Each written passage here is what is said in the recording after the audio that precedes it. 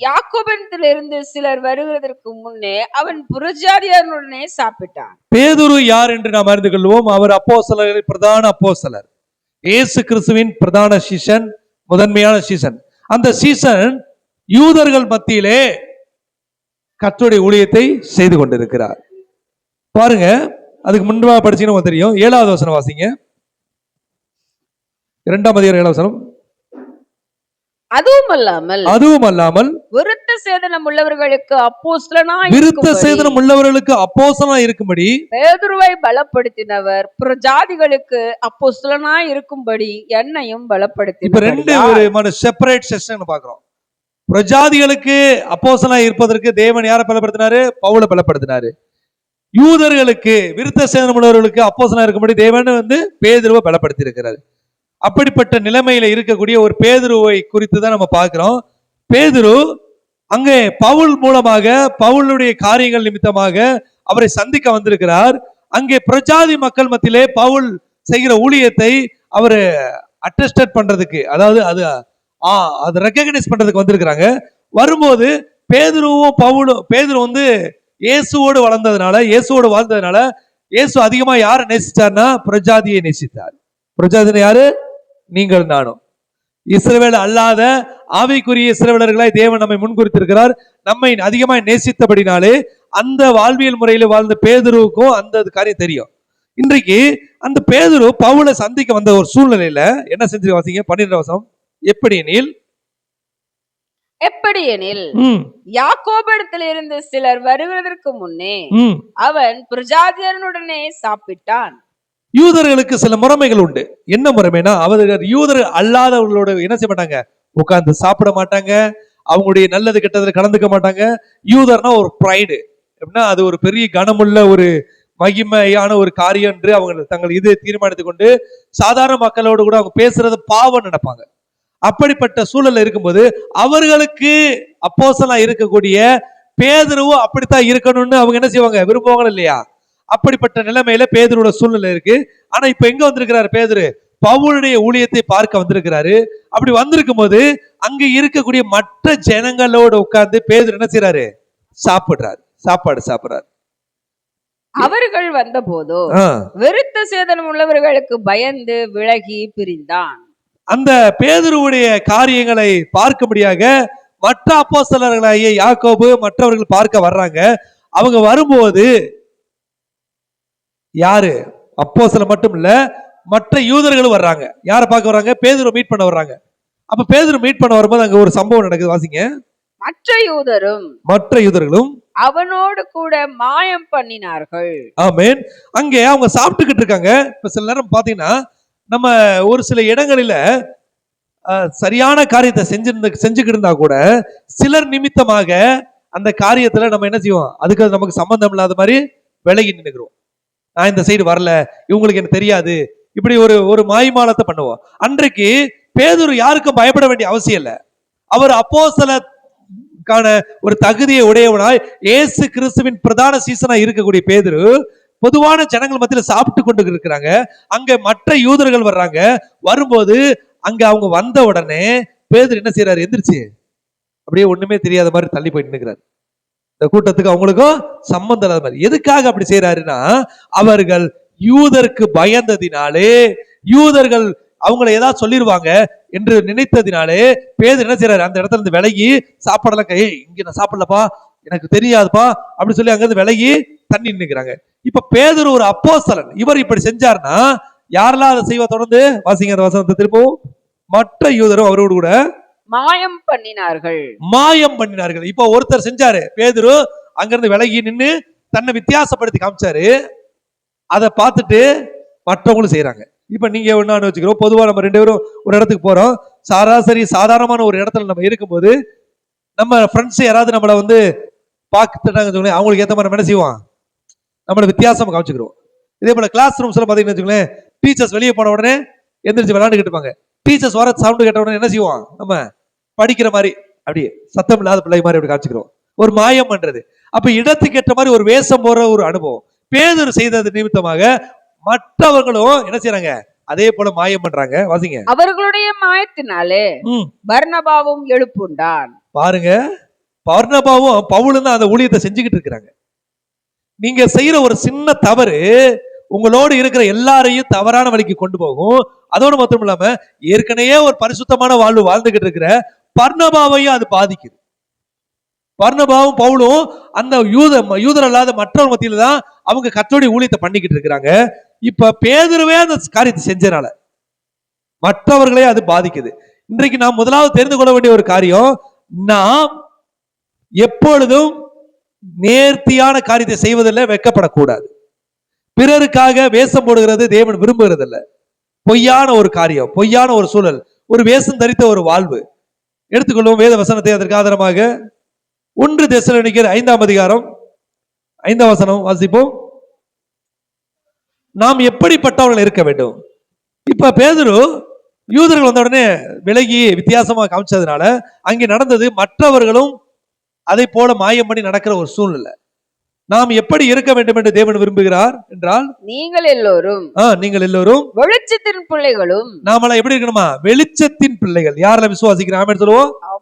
நம்மள இருளின் பிள்ளைகளா வெளிச்சத்தின் பிள்ளைகளா? வெளிச்சத்தின் பிள்ளைகளா?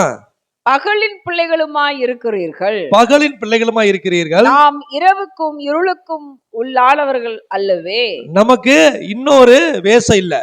நான் பகல்ல ஒரு மாதிரி இருப்பேன், ராத்திரி ஒரு மாதிரி இருப்பேன். சில சொல்லுவாங்க நான் வெளியில ஒரு மாதிரி இருப்பேன், வீட்டுல ஒரு மாதிரி இருப்பேன்.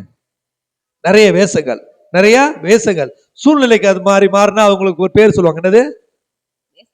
பச்சோந்தி. அதுதான் நேரத்துக்கு நேரம் மாறும். மனிதனுடைய குணங்கள் இன்றைக்கு அநேக இடங்கள் என்ன இருக்கு? ஆளுக்கு ஏற்ற மாதிரி வேஷம் போட்டு ஒருத்தவங்களை தாங்குற மாதிரி தாங்குறாங்க. சில நேரம் சிரிக்கிற மனுஷங்களோட மாய்மாலம் சிரிப்பெல்லாம் பாக்குறேன். அப்படியே பார்த்த உடனே உடனே சிரிப்பு நிப்பாட்டிடுறாங்க. ஒரு பொய்யான ஒரு சிரிப்பு, பொய்யான நடிப்பு, பொய்யான விசாரிப்பு. கர்த்தர் அதை ஒருபோதும் விரும்புகிறதில்ல. வாசிங்க. ஆகையால் மற்றவர்கள் தூங்குகிறது போல நாம் தூங்காமல். ஆமென். 8ஆம் வசனம் வாசிங்க. 8ஆம் வசனம். பகலுக்குரியவர்களாகிய நாமோ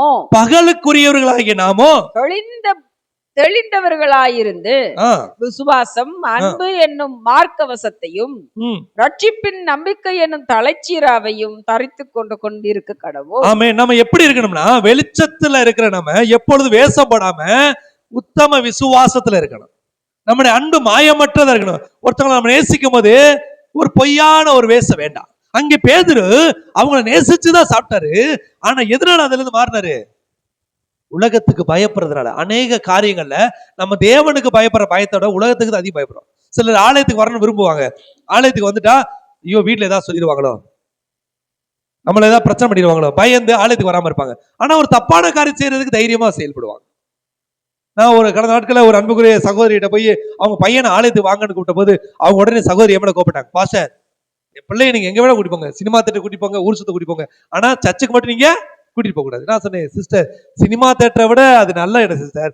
அங்க போனா கெட்டு போக மாட்டோம்னு நினைக்கிறீங்க, ஆலயத்துக்கு வந்தா கெட்டு போக நினைக்கிறீங்க. என்ன சிஸ்டர்? இல்ல பாஸ்டர், எங்க குடும்பத்துல யாரும் ஒத்துக்க மாட்டோம், ஆலயத்துக்கு போறதுக்கு நாங்க ஒட்டுக்கொள்ள மாட்டோம். அப்ப ஒரு மாயம் பண்ணுகிற ஒரு வாழ்வு. இங்கே நாம எப்படி இருக்கணும் ஆண்டு விரும்புறோம்னா விசுவாசம், அன்பு, ரட்சிப்புல நம்ம எப்படி இருக்கணும்? நேர்த்தியா இருக்கணும் ஆண்டவர் விரும்புறாரு. விசுவாசிக்கப்பட்ட நம்ம அநேக நேரங்களில் உறவுகளுக்கிட்டே எப்படி இருக்கிறோம்? ஒரு மாயமான ஒரு அன்பு. அக்கா தங்கச்சி ஒரு 2 பேர் இருக்கிறாங்க, 3வது ஒருத்தவங்க வந்துட்டா இவங்க என்ன செய்வாங்க? அந்த 2 பேர்ல யாரா பெஸ்டா இருக்காங்களோ அவங்க கூட பழக போயிருவாங்க. வசதி இருக்கிறவங்க வசதி இல்லாதவங்க பாத்தீங்கன்னா நண்பர்கள்ட்ட அப்படி இன்னைக்கு பழகுறாங்க. கிளாஸ் ரூம்ஸ் பழகும் போதும் வேலை ஸ்தலங்கள் பழகும் போது இவங்க ரொம்ப வசதியானவங்க, அவங்களோட பழகுவோம். இவங்க ரொம்ப ஏழை, இவங்ககிட்ட பழக வேணாம், இவங்க நல்ல சாப்பாடு கொண்டு வரும், அவங்களோட பழகுவோம். இவங்க ரொம்ப படிச்சவங்க, உங்களோட பழகுவோம். நம்ம என்ன இடத்துக்கு இடம் மாறுபட்டு ஒரு பழக்கத்தையும் ஒரு காரியத்தையும் கற்றுக்கொள்றோம். வாசிங்க 11ஆம் வசனம். ஆகையால் நீங்கள் செய்து வருகிறபடியே ஒருவரை ஒருவர் தேற்றி. நாம இப்ப நல்ல காரியம் செஞ்சா அந்த காரியத்தை என்ன செய்யணுமா? தொடர்ந்து செய்யணும். இந்த சில நேரங்களில் ஆளுக்கு ஏற்ற மாதிரி வேஷம் போடுற காரியத்தை ஆண்டவர் எப்பொழுதும் விரும்புறது இல்ல. ஒருவேளை அப்படி இருந்தோம்னா ஆண்டவர் சொல்றாரு, அதை விட்டுட்டு நீங்க செய்து வருகிறபடியே ஒருவரை ஒருவர் தேற்றி ஒருவருக்கு ஒருவர் பக்தி விருத்தி உண்டாகும்படி செய்யுங்கள். நம்ம செய்யறது எப்படி இருக்கணுமா? மற்றவங்களுக்கு பக்தி விருத்தி உண்டாகணும். அங்க பேதுருடைய காரியம் மற்றவங்களை என்ன ஆச்சு? இடறி விலக பண்ணுச்சு. பேதுரு விலகி போனதுனால மத்த யூதர் என்ன செய்யறாங்க? விலகி போனாங்க. பர்னபாவும் மாயம் பண்ண ஆரம்பிச்சிட்டாரு. அப்ப நம்முடைய விசுவாசம், நம்முடைய அன்பு, நம்முடைய நற்கிரிய மற்றவர்களை பக்தி விருத்திக்குள்ள கொண்டு போகணும். அது இல்லாம அது இடரலா இருந்துச்சுன்னா அது நமக்கு எப்படிப்பட்டதா இருக்கும்? பாபமா மாறும். வாசிங்க எபிரேயர் 13ஆம் அதிகாரம். நாம் பக்தி விருத்தியில நடத்தப்படுறோமா? இயேசுவை போல வாழ்றோமா? இல்ல உலகத்துல பல விதமான காரியத்துல சிக்குண்டு சூழ்நிலைக்கு ஏற்ற மாதிரி மாறிக்கிட்டே இருக்கிறோமா? இன்னைக்கு அநேக இடங்கள்ல நம்முடைய வாழ்வியல் முறை இப்படித்தான் இருக்கு. ஆளுக்கு ஏத்த மாதிரி வேஷம் போற ஒரு அனுபவம். ஆனா நம் தேவன் எப்படிப்பட்டவர் என்று பார்ப்போம். எபிரேயர் 13ஆம் அதிகாரம் 8ஆம் வசனம் 9ஆம் வசனம்.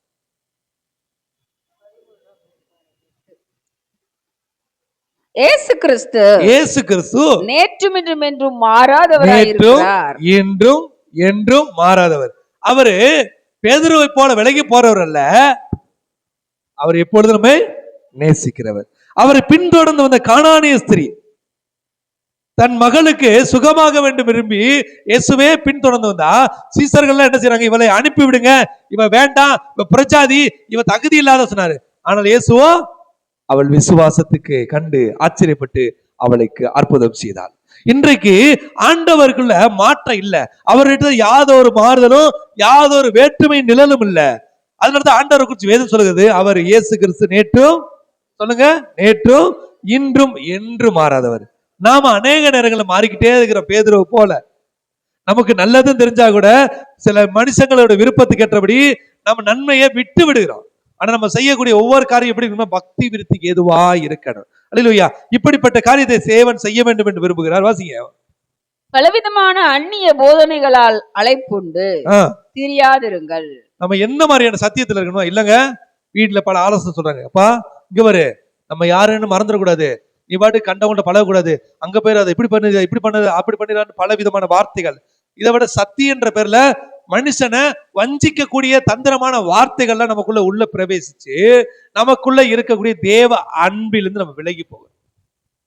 பசியா இருக்கிறவனுக்கு ஆகாரம் கொடு. நம்முடைய அன்பு எப்படிப்பட்ட வெளிப்பட தெரியுமா? தேவைகளோடு செய்யக்கூடாது.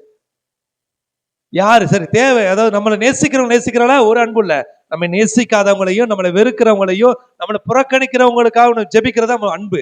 அப்படித்தான் ஆண்டவர் நம்ம இடத்துல இருக்கணும்னு விரும்புறாரு. அந்த காரியத்தை ஆண்டவர் நமக்கு கற்றுக் கொடுக்கிறாரு. அப்ப நம்முடைய உபதேசங்கள்ல எப்படிப்பட்டதா இருக்குன்னா, அவன் உனக்கு கொடுத்தானா கொடு, அவன் உனக்கு கொடுக்கல கொடுக்காது. இன்னைக்கு பிள்ளைகள் 2 பிள்ளைங்க ஒரு தாயும் தகப்பனுக்கு இருந்தா கூட அந்த பிள்ளைல ஒரு பிள்ளைய அதிகமா நேசிக்கிறாங்க, ஒரு பிள்ளைய அதிகமா நேசிக்கிறது இல்ல.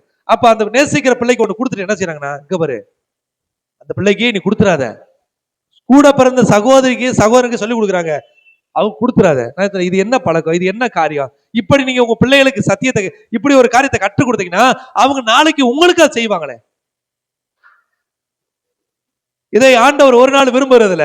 அப்ப அந்த வார்த்தை இருக்கு, பலவிதமான அந்நிய போதனைகளினாலே நீங்கள் அழைப்புண்டு தெரியாதீர்கள். வாசிங்க. போஜன பதார்த்தங்களினால் அல்ல, கிருபையினாலே இருதயம் ஸ்திரப்படுகிறது நல்லது. உங்களுக்கு இருதயம் எப்படி இருக்குமா?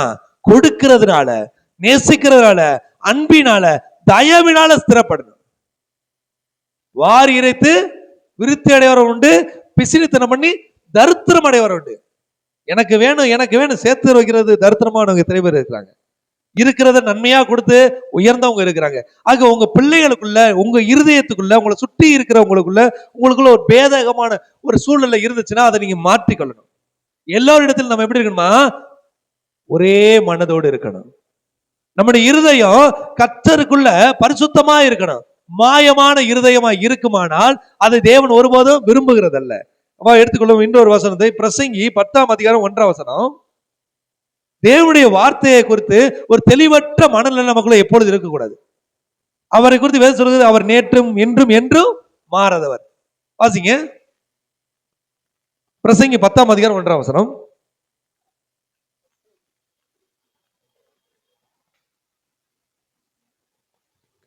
நாம் நம்முடைய வாழ்விலே எப்படிப்பட்ட மேன்மையோட இருந்தாலும் நம்முடைய சில அற்பமான காரியம், சில தவறான காரியங்கள் நம்முடைய மேன்மையை இழக்க பண்ணுகிறது. இப்ப பேதுரு ஒரு உயர்ந்த இடத்துல இருக்கிறவரு, அவரு பவுலைய ஆர்டினேட் பண்ணக்கூடியவர், பவுலை அப்போஸ்தலனை நியமிக்கிறவரு. அவருடைய சின்ன தவறுனால யார் பேதுரு கடிந்து கொள்றான்? பவுல் கடிந்து கொள்றாரு. நீ ஒரு பெரிய அப்போஸ்தலனா இருக்கிறையே, இப்படி தப்பு செய்யறேன்னு சொல்லி. அதுக்கு இணையா ஒரு வசனம் வாசிங்க. பிரசங்கி 10ஆம் அதிகாரம் 1ஆம் வசனம். மூன்றாம் வசனம். 1ஆம் வசனம். செத்த ஈக்கள் தைலக்காரனுடைய பரிமள தைலத்தை நாரி கெட்டுப்போக பண்ணும். ஆமென். உங்கள் மேல இருக்கக்கூடிய அந்த தேவனுடைய அன்பு, தேவ திட்டம் சில நேரம் கெட்டு போறது காரணம் என்ன தெரியுமா? அதை நீங்க சரியா பாதுகாக்காதனாலதான், அதை சரியா நீங்க கொண்டு போகாதனாலதான். இந்த பரிமாண தைலத்தை நம்ம சரியா பாத்தீங்கன்னா சென்டர்ல போட்டு மூடி வச்சிருப்பாங்க. பாட்டுல பாத்துருக்கீங்களா? சரியா மூடி வச்சிருப்பாங்க. ஏன் அதை திறந்து போடுறது கிடையாது? அதனுடைய வாசனை போயிடும். அப்ப சில நேரங்கள்ல நம்ம மேல இருக்கக்கூடிய அபிஷேகத்தை நம்ம காத்துக்கல, உலகத்துக்காக வேஷம் போட்டு சில நேரம் மாத்திட்டோம்னா நம்மளை உலகம் எப்படி சொல்லுது தெரியுமா? செத்த ஈக்கள் நம்ம மேல விழுந்து நாரி போக பண்ற ஒரு அனுபவத்தை உண்டாகும். ஆக நம்முடைய அபிஷேகத்தை நம்ம காத்துக்கணும், நம்ம மேன்மையை நம்ம தரித்து கொண்டு அதில் நிலைச்சிருக்கணும். இங்க பாருங்க, இந்த செத்த ஈக்கள்னா அது ஒரு சில ஈக்களா இருக்கலாம். அது என்ன செய்யுது? விலையேற பெற்ற பரிமள தைலத்தை விழுந்த உடனே கொஞ்ச நாள் கழிச்சு அதனுடைய தன்மை என்னவா மாறிடுது? நாற்றம் எடுக்க ஆரம்பிக்கும்.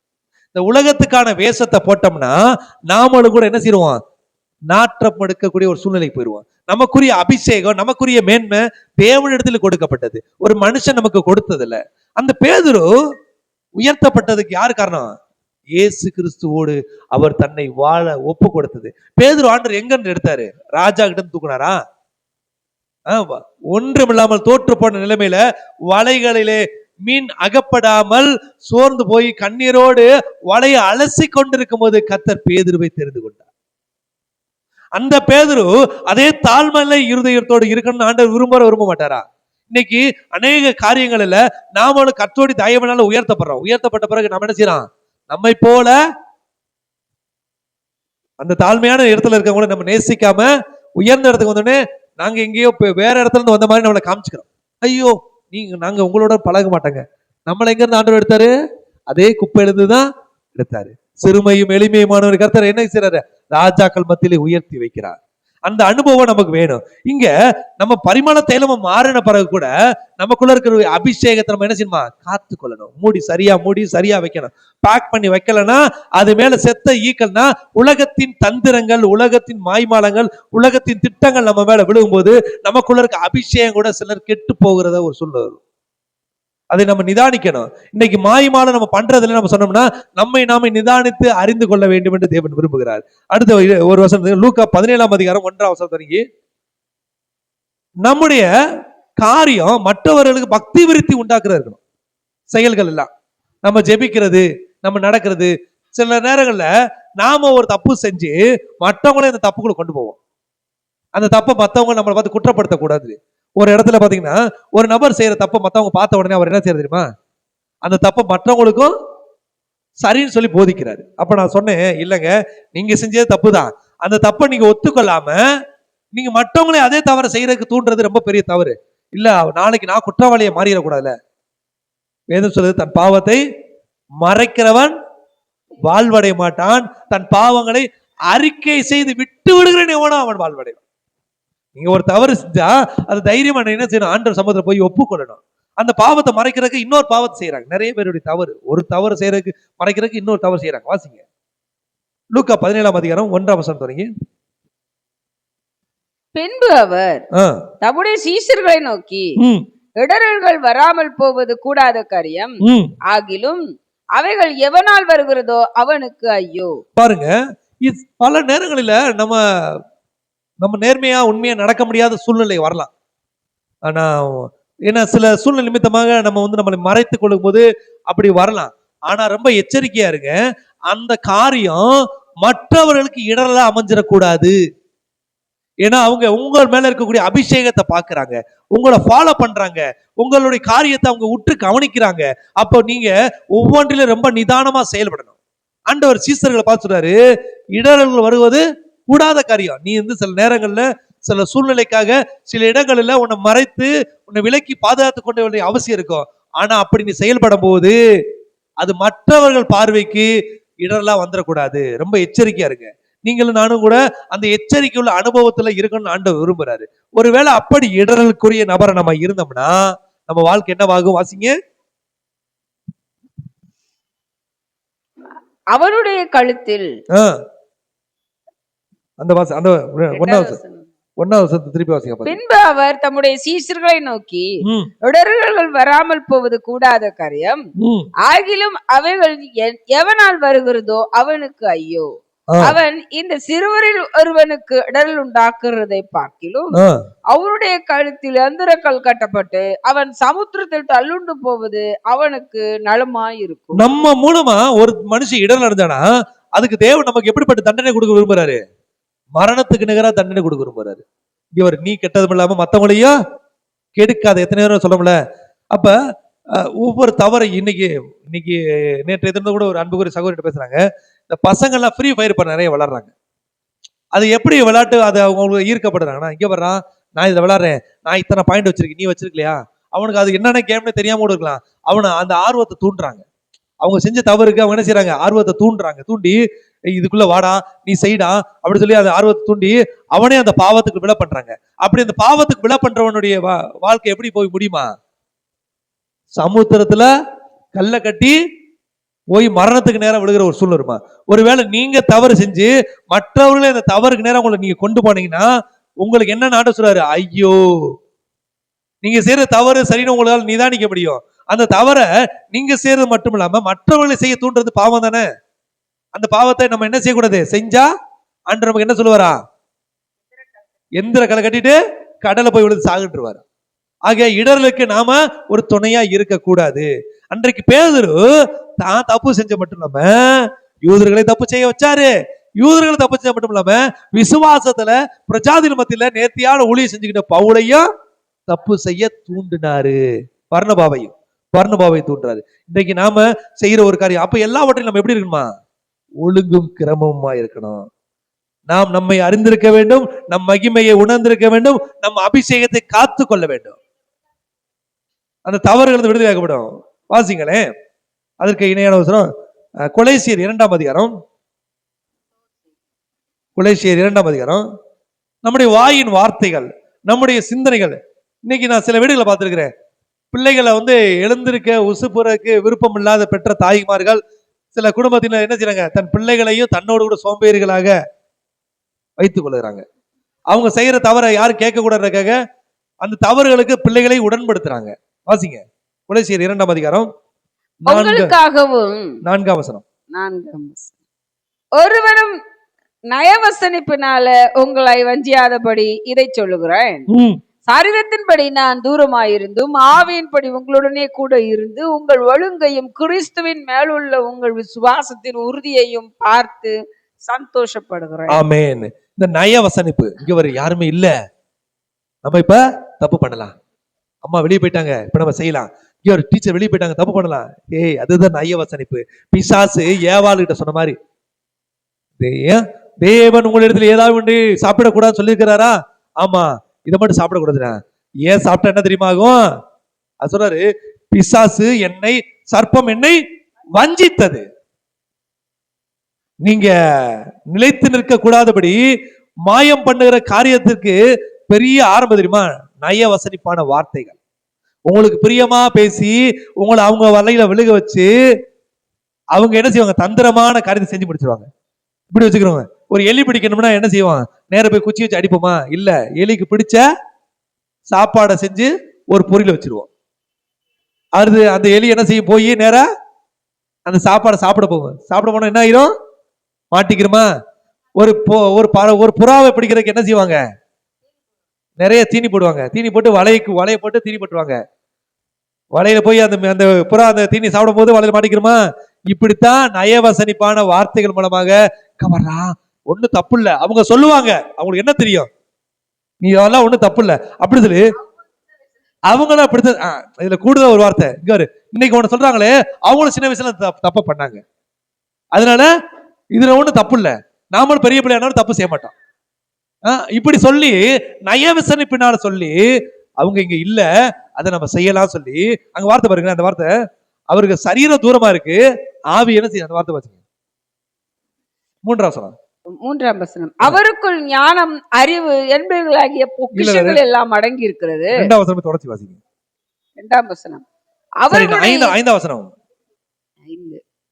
சரீரத்தின்படி நான் தூரமாயிருந்தும் ஆவியின்படி உங்களுடனே கூட இருந்து உங்கள் ஒழுங்கையும் கிறிஸ்துவின் மேலுள்ள உங்கள் விசுவாசத்தின் உறுதியையும் பார்த்து சந்தோஷப்படுகிறேன். ஆண்டவர் நம்மகிட்ட என்ன எதிர்பார்க்கிறேன்னா, நான் உங்க கூட இல்ல, என்னுடைய வார்த்தை உங்க கூட தானே இருக்கு, இந்த வார்த்தையை நம்புங்க, இந்த வார்த்தையின்படி வாழுங்க, உங்களுக்கு நான் கற்றுக் கொடுத்த சத்தியத்தின்படி நீங்க நிலைச்சிருங்க. நம்ம என்ன செய்யறோம், சர்ச்சுக்கு போனா மட்டும்தான் பரிசுத்தவான்கள், வெளியே வந்துட்டா உலகத்துல இருக்க எல்லா பாவத்துக்கும் உடன்பட்டவர்களா இருக்கிறான். அதான் சொல்ல, ஆளுக்கு ஏத்த மாதிரி ஒரு வேஷம். ஆண்டவர் சொல்றாரு, இல்லப்பா ஆவி உன் கூட இருக்கு, பரிசுத்தாவி இப்ப எங்க இருக்கிறாரு, நமக்குள்ள இருக்கிற பரிசுத்தாவியோட வேலை என்ன சொல்லுங்க, சத்தியத்தை குறித்தும் நீதியை குறித்தும் கண்டித்து உணர்த்துறாரு. நம்ம செய்யற தப்ப சொல்லுவார் அவரு, இங்க போகாத, இதை செய்யாத, இதை பேசாத, இங்க நிக்காத, இங்க நடக்காத, இந்த இடம் உனக்குரிய இடம் இல்ல, தெளிவா சொல்லுவாரு. அதையும் தாண்டி நம்ம என்ன தெரியுமா, நம்ம சத்தியத்தின்படி நடக்காம யாரு இருக்காங்களா கண்ணால பாக்குறான், சரீரத்தை பாக்குறான், மனுஷங்களை பாக்குறான், நீ பாதாளத்தில் படுக்கப்பட்டாலும் அங்கேயும் அவர் வாசம் பண்ணுவாரு, மறந்துடாத. நீ பாக்குறதுனால அவர் உன்னை பார்க்கல நினைக்கிற, அவர் உன்னை பார்க்கறது உன் உணர்வுல உணர்ந்தா மட்டும் சாத்தியமாகும். ஆகையால் அன்ற பேதுரு மனுஷரை பார்த்தா தேவனை மறந்துட்டாரு. இப்ப நம்ம தவறுகள்லாம் எதனால நம்ம செய்யறோம்னா, மனுஷருக்கு பிரியமா நடக்கிறதுனால தவறுகள் செய்யறோம். தேவனுக்கு பிரியமா நடக்கிறோம்னா ஒழுங்கு கிரமமா நடப்பான். 7வது 8வது வசனம் வாசிங்க. நீங்கள் போதிக்கப்பட்டபடியே விசுவாசத்தில் உறுதிப்பட்டு. நம்ம எப்படி இருக்கணுமா, கர்த்தர் நமக்கு சொல்ல சத்தியத்தின்படி எல்லோரையும் நேசிங்க, அன்பு செலுத்துங்க, உங்களை துன்பப்படுத்துறவர்களுக்காக ஜெபிங்க, உங்களை சபிக்கிறவர்களுக்கு ஆசீர்வதிங்க, உங்களை வெறுக்கிறவர்களுக்கு அன்பு செய்யுங்க, உங்க சகோதரனை எத்தனை முறை மன்னிக்கலாம், 7 70 முறை மன்னிக்கணுமா. நம்ம மன்னிக்கிறோமா, நேசிக்கிறோமா? இல்ல. எனக்கு செஞ்சல, உன திருப்பி என்ன அடிச்சல, உன திருப்பி 2 அடி அடிக்க விட மாட்டேன், இல்லப்ப தெரியா பட்டுருச்சு, அதெல்லாம் கிடையாது, நீ அடிச்சுட்டே கை பட்டுருச்சு, நான் உன திருப்பி வைவேன், அடிப்பேன். ஒரு தடவை கோபத்துல நம்ம பேசிட்டோம்னா திரும்ப அவங்க இருதயம் காயப்படுறவள பேசிடுறோம். காரணம் என்ன, போதிக்கப்பட்டபடி. அவசரம் வாசிங்க. நீங்கள் போதிக்கப்பட்டபடியே விசுவாசத்தில் உறுதிப்பட்டு ஸ்தோத்திரத்தோட அதுல பெருகுவீர்களாக. என்ன செய்யணுமா, நன்றி சொல்லுங்க. உங்களை எதிர்த்தா, உங்களை புறக்கணிச்சா, உங்களை நிராகரிச்சா நன்றி செலுத்துங்க, ஒண்ணும் பிரச்சனை கிடையாது. தேவன் எல்லாவற்றையும் பார்த்து கொள்வார். அந்த விசுவாசம் இருக்கணும். உங்களுக்கு விரோதமாய் உருவாக்கப்படும் எந்த ஆயுதமும் வாய்க்காத போகணும் ஆண்டு சொல்றாரு. அப்ப உங்களுக்கு விரோதமா ஆயுதங்கள் உருவாக்கப்படுமா படாதா? நிச்சயப்படும். நாவுகளால பண்ணுவாங்க, சரீரத்தால பண்ணுவாங்க, சிந்தையால பண்ணுவாங்க, எல்லா விதத்திலும் பண்ணுவாங்க. ஆனா கர்த்தர் அதை உங்களுக்கு வாய்க்க பண்ணாதபடி காத்துக்கொள்ள. வாசிங்க அடுத்த வசனம். லௌகீக ஞானத்தினாலும் மாயமான தந்திரத்தினாலும் ஒருவனும் உங்களை கொள்ளை கொண்டு போகாதபடிக்கு எச்சரிக்கையா இருங்கள். இந்த மாயம் பண்ற என்ன செய்ய தெரியுமா, அப்படியே உலக ஆசையை கொடுப்பான். இப்ப கிறிஸ்து இயேசு 40 நாள் உபவாசம் பண்ண உடனே முதலாவது இயேசு சந்திச்சது யாரு, சாத்தா. என்ன சொன்னா, லௌகீக ஆசை. என்ன 40 நாள் முடிஞ்ச உடனே அவர் பசியா இருந்தார், பைபிள்ல இருக்கு. பசியா இருந்தவனே அவருக்கு என்ன செய்யறாரு, பிசாசு பார்த்து சொல்றான், இயேசு பார்த்து, கல்லுகளையே அப்பளமாக்கி சாப்பிடுங்க. நம்ம தேவைய தேவன் அறிஞ்சிருக்கிறாரு. ஆனா அது லௌகீகத்துக்குள்ள கொண்டு போய் நம்மளை அழிக்கிறதுக்கு பிசாசு எப்பொழுது ஆயத்தமா இருப்பான். ஆண்டவருடைய பசிய பயன்படுத்தி பிசாசானவன் ஆண்டவரை வஞ்சிக்க முயற்சி பண்றான். அப்ப உங்களுக்கு என்னையும் அவனுக்கு லேசான காரியம். இன்னைக்கு நம்ம வஞ்சனைக்குள்ள இருக்கிறது காரணம் தெரியுமா, நம்ம லௌகீக காரியத்துக்குள்ள ஈடுபடணும்னு பிசாசு மாயம் பண்ணி தந்திரத்தினால நம்ம வளைய விரிக்கிறான். நம்ம மாட்டிக்கொள்ள கூடாது. அங்கே சிலர் விலகி போனவர்கள் நாம விலகி போயிடக்கூடாது, நிலைச்சு நிக்கணும். பவுல் அங்க நிலைச்சு நிக்கிறாரு. ஏய், எத்தனை பேர் விலகுனா நான் விலக மாட்டேன். வாசிங்க. லௌகீக ஞானத்தினாலும் மாயமான தந்திரத்தினாலும் ஒருவனும் உங்களை கொலை கொண்டு போகாதபடி எச்சரிக்கையாயிருங்கள். அது மனுஷர்களின் பாரம்பரிய நியாயத்தையும் உலக வழிபாடுகளையும் பற்றினதே அல்லாமல் கிறிஸ்துவை பற்றினது அல்ல. கிறிஸ்துவை பற்றினது அல்ல. ஏனென்றால் கிறிஸ்து ஒருபோதும் மாறாதவர், அவர் நேசத்திலிருந்து பின்வாங்காதவர். சிலுவையில் அடிக்கப்பட்ட போது அவர் எப்படி இருந்தாரா, அன்புள்ளவராகவே இருந்தாரு. எப்படி சொல்றாரு, என்ன சிலுவையில் அடிச்சுட்டாங்க, இவங்களை கொன்றனையப்பா அப்படின்னு கேட்கல, பிதாவிட்ட சொல்றாரு, என் பிதாவிடத்தில் நான் கேட்டுக்கொண்டால் அவர் பல சேனைகளை பூமியில இறக்கி இருப்பாரு. ஆனால் என்ன சொல்றாரு, பிதாவே இவர்கள் மன்னியும், தாங்கள் செய்கிறது இன்னதென்று அறியாது இருக்கிறார்கள். அது அன்பை வெளிப்படுத்துற ஒரு சூழல். சரிங்களா? அப்ப நான் காயப்படும் போது, நான் நெருக்கப்படும் போது, அப்பதான் என் அன்பை நான் வெளிப்படுத்தணும். அதுதான் கிறிஸ்துவின் அன்பு. மாயமற்ற ஒரு வாழ்வு வாழ வேண்டும் என்று தேவன் விரும்புகிறார். வாசிங்க, நீதிமொழிகள் எப்படி இருக்கு? மனுஷனுக்கு பயம், நீதிமொழிகள் 29ஆம் அதிகாரம் 25ஆம் வசனம். மனுஷனுக்கு பயப்படும் பயம் கண்ணியை வருவிக்கும். நமக்கு நம்முடைய வாழ்க்கையில இன்னைக்கு ஏற்படுற பிரச்சனைகள் யாருக்கு தெரியுமா? நம்ம தேவையில்லாத மனிதர்களுக்கு பயப்படுறதுனாலதான். நீங்க உண்மையா இருந்தீங்கன்னா யாருக்கும் பயப்பட வேண்டிய அவசியம் இல்ல. எங்க போன? அழைத்துக்கு போனேன். அடுத்து என்ன பதில் வரும்? அவ்வளவுதான் பதில், அடுத்து வராது. எங்க போனீங்க? நான் அந்த அங்க போனேன். எங்க போனேன்? அவங்க வீடு போனேன். எங்க போனேன்? அப்ப உங்க வார்த்தையில உண்மை இருக்குமானால் உலகத்திற்கு நீங்கள் பயப்பட வேண்டிய அவசியம் இல்ல. வாசிங்க, நீதிமொழிகள் 29ஆம் அதிகாரம் 25ஆம் வசனம்.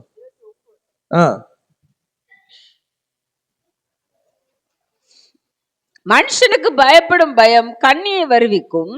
கர்த்தரை நம்புகிறவனோ உயர்ந்த அடைக்கலத்திலே வைக்கப்படுவான். நீங்க யாருக்கு பயப்படுறீங்க? கர்த்தருக்கா மனுஷனுக்கா? மனுஷனுக்கு பயந்தா ஆள் வந்த உடனே சாப்பிடுற இடத்துல இருந்து எந்திரிச்சு ஓடி போய் ஒளிஞ்சுக்கிடுவோம். ஆள் வந்தோடனே வேற வேஷம் போட்டுருவோம். அவங்கள சில நேரங்களில் சிலரை பார்த்துருக்கிறேன், ரொம்ப நெருங்கினவரும் இருப்பாங்க, நல்லா பழகிட்டு இருப்பாங்க. அவங்க ரிலேட்டிவ்ஸ் யாராவது வந்த உடனே அப்படி விலகி, அவர் தெரியுமா? இல்ல தெரியாது, சும்மா அந்த சைடு வந்தேன், வர்ற வழியில பார்த்தேன். நான் சொன்னேன், ஏய் ஏன் இப்படி? இல்ல அவங்களுக்கு தெரிஞ்சு ஏதாவது சொல்லுவாங்க. மனுஷனுக்கு பயந்தனா அது உனக்கு பிரச்சனையை உருவாக்கும். நீ கர்த்தருக்கு பயப்படுற மனுஷன் தான் எந்த சூழ்நிலை நீ என்ன செய்ய முடியல, பின்வாங்க வேண்டியதில்ல. கர்த்தர் உனக்கு உயர்ந்து அடைக்கலத்துல வைப்பாரு. இப்ப நம்ம ஆண்டவர் எப்படி விரும்புறேன்னா, உண்மையுள்ளவன் என்று எண்ணி என்ன செய்யறாரு? உண்மையுள்ளவன் என்று எண்ணணும். எந்த இடத்துலயும் நம்ம திட்ட மனசாட்சியில் நிலைச்சிருக்கணும். உலகத்துக்கு ஒரு வேஷம் போடாதீங்க.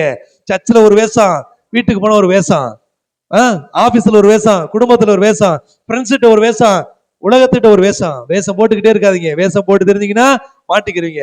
பாருங்க, வேஷம் போற ஒரு நபரை பார்ப்போம். 1 சாமுவேல் 15ஆம் அதிகாரம் 24ஆம் வசனம். வேஷம் போட்டதுனால வந்த விளைவு அந்த மனுஷனுக்கு என்ன நடந்துச்சு பாருங்க. 1 சாமுவேல் 15ஆம் அதிகாரம். இந்த சம்பவம் வாசிங்க. 15ஆம் அதிகாரம் 24ஆம் வசனம், 23 24. இங்க ஒரு மனுஷன் ஒரு வேஷம் போடுறாரு. இரண்டகம் பண்ணுதல் பில்லிசூனிய பாவத்துக்கும் முரட்டாட்டம் பண்ணுதல் ஔபத்திக்கும் விக்கிராராதனைக்கும் சரியாயிருக்கிறது. ஆமென். பாருங்க, இந்த இரண்டகம் பண்ணுதல், அதாவது மாத்தி மாத்தி பேசுறது, சொன்னதையே இல்லைன்னு சொல்லி மறுக்கிறது. இங்க யார் இந்த காரியத்தை பண்றதுன்னா சவுல். சவுல் யாரு? இஸ்ரவேல் ராஜ்யத்துல முதல் ராஜா, ஆண்டவரால தேர்ந்தெடுக்கப்பட்டு அபிஷேகம் பண்ணப்பட்டு, சாமுவேல் மூலம் அபிஷேகம் பண்ணப்பட்டு இஸ்ரவேலுக்கு ராஜாவாக அறிமுகப்படுத்தப்பட்ட நபரு. தேவன் சொல்றாரு, நீ போய் ஒரு தேசத்தை ஆகாப் ராஜா ஆகிட்ட, ஆகாப் ராஜா கொண்டுட்டு என்ன செய்ய, அவனுக்கு உண்டான எல்லாவற்றையும் எரிச்சு போட்டுட்டு ஜெயத்தோட தேவ சமூகத்துக்கு வான்னு சொன்னா, அங்க அவர் என்ன செய்யறாரு? நலமானது எல்லாத்தையும் அவர் எடுத்து வச்சுக்கிட்டு, சொத்தது வீணா போனது எல்லாத்தையும் கொண்டுட்டு அங்க ஒரு வார்த்தை சொல்றாரு. அதுக்கு முந்தின வாசம் வாசிங்க. சாமுவேல் கேட்கிறாரு, என்னப்பா யுத்தத்துல ஜெயிச்சுட்டு வந்துட்டியா அப்படின்னு கேட்கிறாரு. இவரு ஜெயிச்சுட்டு வந்தாச்சு, கர்த்தருடைய வார்த்தையை நான் செஞ்சுட்டேன் அப்படி சொல்லிட்டு, கர்த்தருடைய சத்தத்துக்கு கீழ்ப்படுகிறதை பார்க்கிலும் சர்வாங்க தகனங்களும் பலிகளும் கர்த்தருக்கு பிரியமாயிருக்குமோ. அங்க சாமுவேல் கேட்கிறாரு, நீ ஜெயிச்சுட்டு வந்துட்டு என்ன, ஆனா அங்க ஆடு மாடு சத்தம் கேக்குதே, அது என்ன தெரியுமா? நலமானதெல்லாம் நம்ம தேவனுக்கு பலியிட கொண்டு வந்திருக்கிறேன், ஏன்னா அவர் பலியை விரும்புறவர் இல்லையா அப்படி சொன்ன சாமுவேல் சொல்றாரு, கீழ்ப்படிதல பார்க்கலாம் பலியிடுவது கர்த்தருக்கு பிரியமா இருக்குமோ. நம்ம நிறைய பேர் என்ன செய்யலாம், எதுக்குடா அன்னைக்கு அங்க போன இடத்துல இருந்து நீ மாத்தி பேசுன, உங்களுக்காக செஞ்சேன், அது நல்ல விஷயம்னா நீ என்கிட்ட சொல்லியிருக்க வேண்டியதானே, இல்ல நான் உங்களுக்கு பயந்துட்டு வந்துட்டேன். இன்னைக்கு அநேக காரியங்களை நம்ம முழுமையா செய்யாம காரணம் தெரியுமா? தேவனுக்கு பயப்படுற பயம் நமக்கு இல்லாம மனுஷனுக்கு பயப்படுற பயம் இருந்தனாலதான் நம்ம எதுல நிலைச்சிருக்க முடியல, வேஷம் போட வேண்டியது. இங்க சவுல் என்ன செய்யறாரு? வேஷம் போட்டு ஒரு காரியம் செய்யறாரு. அந்த வேஷத்துக்கான காரணம் என்ன வாசிங்க. 23 24. இரண்டகம் பண்ணுதல் 24ஆம் வசனம். அப்பொழுது சவுல் சாமுவேலை நோக்கி நான் கர்த்தருடைய கட்டளைகளையும் உம்முடைய வார்த்தைகளையும் மீறினதினாலே பாவம் செய்தேன். நான் ஜனங்களுக்கு பயந்து அவர்கள் சொல்லை கேட்டேன். பாத்தீங்களா, நீங்க எப்ப வேஷம் போட ஆரம்பிக்கிறீங்களோ அப்ப நீங்க கர்த்தருடைய பிள்ளைகள் இருந்து மாறிடுவீங்க. சவுலு தேவனுடைய அபிஷேகத்தை, தேவனுடைய ஆசீர்வாதத்தை இழந்தது எதனால? ஜனங்களுக்கு பயந்ததுனால. நீங்க கர்த்தருக்கு பயந்திருந்தீங்கன்னா ஒரு நாள் ஆசீர்வாதத்தை இழக்க மாட்டீங்க. அநேக காரியங்கள் நம்ம ஆசீர்வாதத்தை இழந்து போறது காரியம் என்னன்னா கர்த்தருக்கு பயப்படுகிற பயம் நமக்கு இல்ல, கர்த்தருடைய வார்த்தைப்படி நடக்க இல்ல, மாய்மாலமான ஒரு வாழ்க்கை. தேவனுடைய அபிஷேகம் நம்ம மேல இருக்குன்னா நம்ம எதுக்கும் எப்பொழுதும் பயப்பட வேண்டியது இல்ல. மனுஷருக்கு பயந்து சவுல் தன் ராஜ்யத்தை இழந்தான். கர்த்தருக்கு பயப்படுற பயம் அந்த மனுஷன் அன்னைக்கு இல்லாததுனால எல்லா உயர்வை இழந்து போனான். அல்லேலூயா. இதை நாம் கற்றுக்கொண்டு இருக்கிறோம், இதை கேட்டுக்கொண்டு இருக்கிறோம். சவுலுக்கு நடந்த மாதிரி நமக்கு நடக்க கூடாதுன்னா நம்ம எப்படி இருக்க கூடாது? மாய்மாலம் பண்ணக்கூடாது. உங்களுக்கு தான் பலி கொடுத்தேன், உங்களுக்கு அதை கொடுத்தேன், அவருக்கு அது தேவையில்லை. ஏன்னா வானம் பூமியும் அவருடையது. அவருக்கு நம்மகிட்ட எதிர்பார்க்கறது ஒண்ணுதான், ஸ்தோத்திரங்களை எதிர்பார்க்கிறார், நன்றிகள் எதிர்பார்க்கிறார். இதே போல இன்னொருத்தவன் தான் செஞ்ச தப்புனால மரணத்தை பெற்றுக்கொண்டா, அதுக்கு உலகம் சொல்ல பாருங்க. வாசிங்க மத்தேயு 27:2. இங்க இந்த மனுஷன் யாருன்னா இயேசு கூடயே இருந்தவன். வாசிங்க 2 தொடங்கி வாசிங்க. மத்தேயு 27:2. அவரை கட்டி கொண்டு போய் தேசாதிபதியாகிய போந்தி பிலாத்தினிடத்தில் யூதாஸ் காரியத்தை இயேசுவை காட்டி கொடுத்த உடனே அவரை கட்டி கொண்டு போறாங்க. கொண்டு போய் வாசிங்க பொந்திய பிலாத்தினிடத்தில் ஒப்பு கொடுத்தார்கள். அப்பொழுது அவரை காட்டி கொடுத்த யூதாசு அவர் மரண கொலைக்கு உள்ளாக தீர்க்கப்பட்டதை கண்டு மனஸ்தாபப்பட்டு. பாருங்க எதுக்காக அவன் காட்டி கொடுத்தான் இயேசுவை? அவங்கிட்ட இருந்த உயர்வான தேவனுடைய அன்பை மறந்து உலகத்தின் சந்தோஷத்துக்காக, உலகத்தின் ஆசீர்வாதத்துக்காக வெறும் 30 வெள்ளிக்காசுக்காக இயேசுவை காட்டி கொடுத்துட்டான். அதோட விளைவு என்னவாகுது வாசிங்க. அப்பொழுது அவரை காட்டி கொடுத்த யூதாசு அவர் மரண ஆக்கணைக்கு உள்ளாக தீர்க்கப்பட்டதை கண்டு மனஸ்தாபப்பட்டு அதை 30 வெள்ளிக்காசை பிரதான ஆசாரியனிடத்திற்கும் மூப்பரிடத்திற்கும் திரும்ப கொண்டு வந்து, குற்றமில்லாத இரத்தத்தை நான் காட்டி கொடுத்ததினால் பாவம் செய்தேன் என்றான். அதற்கு அவர்கள் எங்களுக்கு என்ன, அது உன்பாடு என்றார்கள். பாருங்க இந்த நயவசனிப்போட முடிவு என்ன தெரியுமா? கடைசியில் தெரியுமா, நாங்க சொன்ன நீ கேட்ட, உனக்கு எங்க போச்சு அறிவு? உங்களை வஞ்சகமா இழுத்து கூட ஃப்ரீ ஃபயர்லயோ பாவமான வாழ்க்கையிலையோ தவறான காரியத்தை இழுத்து விட்டுட்டு கடைசி என்ன சொல்றாங்க தெரியுமா? நான் தானே சொன்னேன், உனக்கு எங்கட அறிவு போச்சு? நீ படிக்கிற பையன், நீ படிச்சிருக்கணும். நான் பாத்தியா உன்னை விளையாடிட்டு நான் படிச்சுட்டேன்னா கடைசியில் எங்க முடியும்? அது எங்களுக்கு என்ன, அது ஓம்பாடு. அங்க வார்த்தை சொல்லுது அது ஓம்பாடுப்பா. யூதாஸ் கருத்துக்கு ஒண்ணும் புரியல. அப்ப தப்பு செஞ்சது அவங்களே இவனும் சேர்ந்துதான், ஆனா தண்டனை யாருக்கு மட்டும் கிடைச்சிச்சு?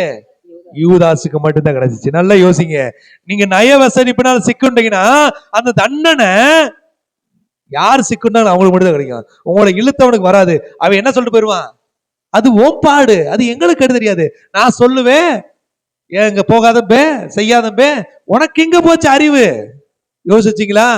இன்றைக்கு நம்ம மாய்மாலம் பண்ணினவனும் மாட்டிக்கிட்டோம் பாத்தீங்களா? அவங்க சொல்ல கேட்டு இன்னைக்கு நிறைய விரங்களை விழுந்து போனதுக்கு காரணம் அதனாலதான் தேவனுடைய சத்தத்துக்கு கீழ்ப்படிங்க. உங்களை யாரெல்லாம் தவறான வழி நடத்துறாங்களோ ஒரு நாள் அவங்க உங்க கூட வரமாட்டாங்க. கடைசி என்ன சொல்லுவாங்க உங்களை பார்த்து? அது ஓம்பாடு. உனக்கு அறிவு இருக்கணும், நீ யோசிச்சு இருக்கணும். நான் எந்திரிச்சேன்னா பேதுரு ஒரு வேளை சொல்லியிருப்பாரு, நான் எந்திரிச்சு நீங்க என்ன எந்திரிச்சீங்க, நான் தான் சரி கட்டிட்டு ஆண்டுவிட்டேன் அப்படின்னு அவங்களையும் குற்றப்படுத்திடுவாரு. நல்லா தெரிஞ்சுங்க, யாரோடு கூட தவறான காரியத்தில் உடன்படாதிருங்கள். தவறுக்கு உடன்பட்டால் முடிவு உங்களுக்கு மரணத்துக்குரியதா இருக்கு. மாத்திரமல்ல, நீங்கள் யார் உங்களை கொண்டு போனாங்களோ அவர்களே உங்களுக்கு குற்றவாளியா நியாயம் தீர்ப்பார்கள். அல்லேலூயா. இன்றைக்கு இந்த காரியம் தான் நம்ம வாழ்க்கையில அநேக நேரம் நடக்குது. காரணம் என்ன? மாய் மாலம் பண்ணுகிற ஒரு அனுபவம். தேவ அபிஷேகம் நம்ம மேல இருக்கா? கடைசி ஒரு வசனத்தை வாசிப்போம். அல்லேலூயா. எடுத்துக்கொள்ள பிலிப்பியர் 2 இந்த வசனத்தை படிக்க போறோம். 15-16 பிலிப்பியர் 2 15-16 இது நிமித்தம் நீங்களும் மகிழ்ந்து என்னோட கூட சந்தோஷப்படுங்கள். அன்றியும் நானும் உங்கள் செய்திகளை அறிந்து மனம் தேர்தல் அடையும்படிக்கு சீக்கிரமாய் தீமோத்தேயுவை உங்களிடத்தில் அனுப்புவேன் என்று கர்த்தராகிய இயேசு பிலிப்பியர் 2:15-16 15-16 கோணனும் மாறுபாடுமான சந்ததியான நடுவுல குற்றமற்றவர்களும் கபடற்றவர்களும் தேவனுடைய மாசற்ற பிள்ளைகளுமா இருக்கும்படிக்கு. இந்த உலகம் எப்படி இருக்குமா? கோணலும் மாறுபாடும் மாத்தி மாத்தி பேசுவாங்க, மாய்மாலை பண்ணுவாங்க, நம்புற மாதிரி சொல்லுவாங்க, எல்லாமே சொல்லுவாங்க. ஆனா நாம எப்படி இருக்கணுமா? குற்றமற்ற ஒரு சந்ததியா இருக்கணும். நாளைக்கு ஏன்டா கெட்டு போனேன்னு நீங்க யாரை கொடுத்து யாரையும் நீங்க என்ன செய்ய முடியாது, குற்றம் பாராட்டாம நீங்க ஒரு குற்றமற்ற சந்ததியா. ஏன்னா உங்களுக்கு ஒரு ரோல் மாடல் யார் இருக்காங்க சொல்லுங்க? இயேசு கிறிஸ்து. ஏசப்பா. அவர் எப்படி வாழ்ந்தாரு? குற்றமற்றவரும். பேதுரு போல விலகி போல, பர்னபா போல மாய்மாலம் பண்ணல. அவர் எப்பொழுதும் நேற்றும் இன்றும் என்றும் மாறாதவராக இருந்திருக்கிறார். அப்ப குற்றமற்ற ரத்தத்தினாலே மீட்கப்பட்டிருக்கிற நாம கோணலும் மாறுபாடான மனிதர்களுடைய வாழ்க்கையில நடக்க கூடாது. வாசிங்க. எல்லாவற்றையும் முறுமுறுப்பு இல்லாமல். எப்படி செய்யணுமா? முறுமுறுப்பு இல்லாம. கர்த்தர் எனக்கு கொடுத்தார், கர்த்தர் எனக்கு போதுமானவர் சொல்லி முறுமுறுப்பு இல்லாமல் தர்க்கிப்பு இல்லாமல் செய்யுங்கள். யார் என்ன நினைச்சா என்னங்க, நான் ஆண்டவருக்காக வாழ்றேன், ஆண்டவருக்காக கொடுக்கிறேன், ஆண்டவர் என் கூட இருக்கிறாரு, அவர் எனக்கு சகலத்தை தருவாரு. அல்லேலூயா. ஆக நாம் எதை செய்தாலும் கர்த்தருக்கென்று செய்ய வேண்டும், அதை மனப்பூர்வமாய் செய்ய வேண்டும்.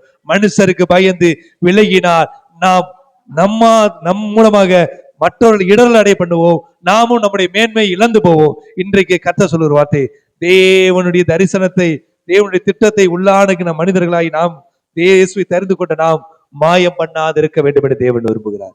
சொல்லுங்க பக்கத்துல, இயேசுவை தெரிந்து கொண்ட நீங்க மாயம் பண்ணாதீங்க. குற்றமற்ற ஒரு கிறிஸ்துவின் சந்ததியா வாழ கற்றுக்கொள்ளுங்க. எப்படி இருக்கணுமா?